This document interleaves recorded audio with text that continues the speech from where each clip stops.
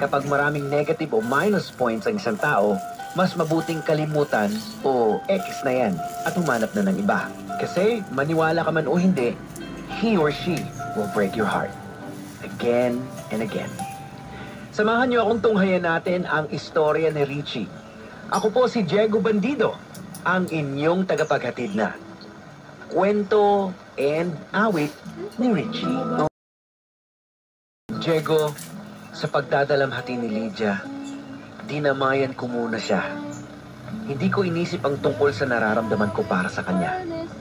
Hanggang lumipas ang 1 taon pa. At sa pagkakataong ito, mas naging close na kami. At inisip ko, eto na siguro ang tamang panahon para magtapat ako sa kanya. Well, sa totoo lang mga kaibigan hindi nga ako nagkamali sa pag-aakala, di ba? Hinayaan munang magbabang luksa ni Richie si Lydia bago niya pinormahan.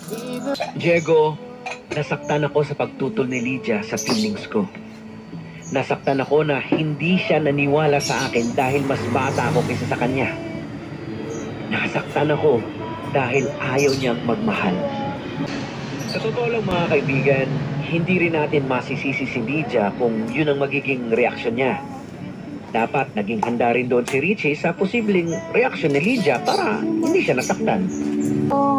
Diego, nabawasan ang kalungkutang nararamdaman ko dahil na-inspire ako sa ipinakita sa akin ni Nelia. Kaya naman ng mga sumunod na araw, pag nakikita ko si Lydia na nag-aabang ng jeep, isinasakay ko siya. At hindi man kami nag-uusap, pag siya ang pasahero ko, ito yung pinapatugtog ko. Mahirap ipilit ang feelings kung ayaw talaga. Kaya't nagpasya akong magpalamig muna. O hindi magpakita kay Lydia. Nag-focus ako sa pamamasada ng jeep. At pilit kong inilayo ang isip ko sa kanya.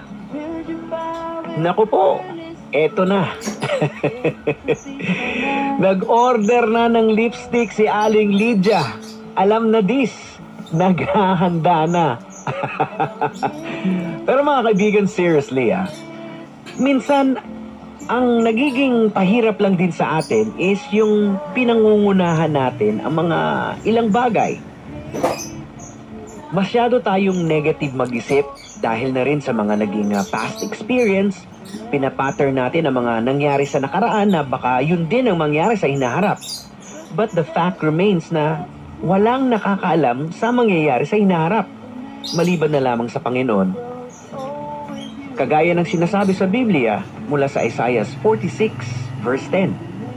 Sa simula pa lang, sinasabi ko na ang mga mangyayari sa hinaharap. Ang aking mga inihayag ay magaganap at gagawin ko ang lahat ng gusto kong gawin. So paano? Bukas na ang huling kabanata.